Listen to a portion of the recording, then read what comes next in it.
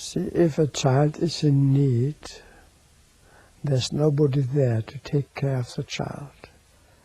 And somebody then, a couple, and say, well, yes, we take care of that child.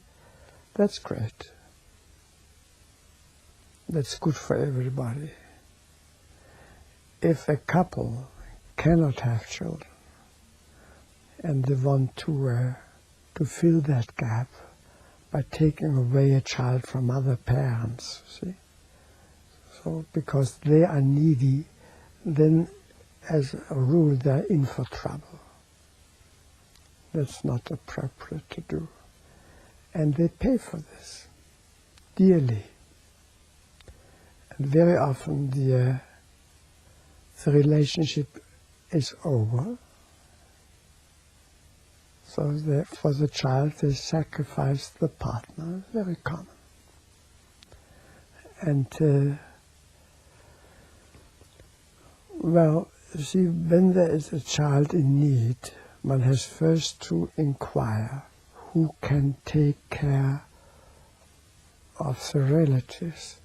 And very strangely enough, as you have experienced yourself, that the father very often is not even asked. The mother gives away the child without asking the father, see?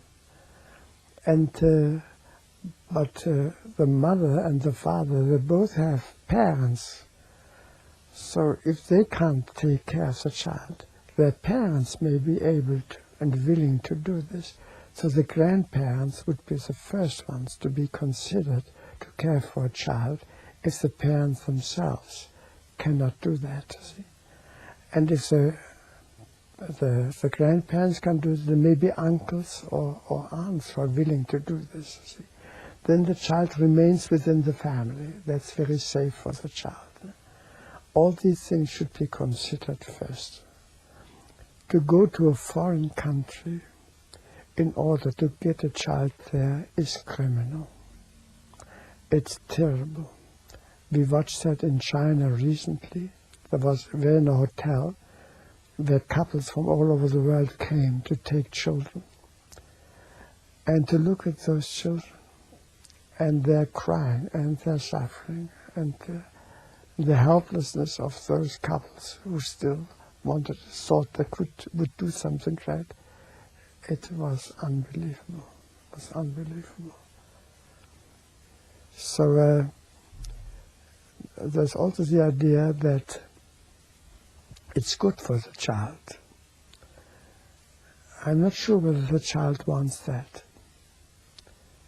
Even if it lives in poor conditions, the child is with his soul bound to his parents and to his family, and to be taken away and offered a wonderful other life, you see. That's not what the soul wants of the child. And if it is to die, the soul may agree more easily than to live in other conditions. So all this has to be considered.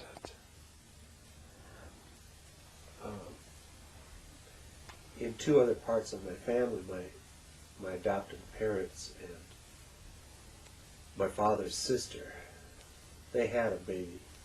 Then they adopted another baby. Yes.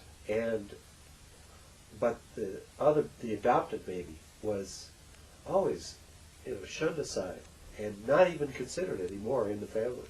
Now that they've grown up, it's like he's off somewhere, but not even considered, And the same thing happened in my first wife's brother. They did the same thing. They had a girl, and they adopted this little boy who was an Indian. And then as soon as, when they grew up, the little girl was perfect and fabulous and all, and then they've just forgotten about this little boy. And I don't know what that's all about. In a way, it is right. In a way, it is right.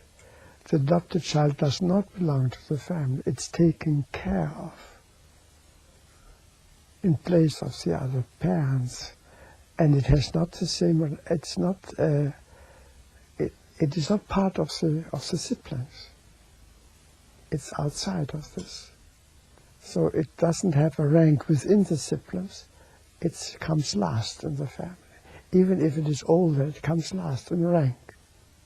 because that child has his own parents.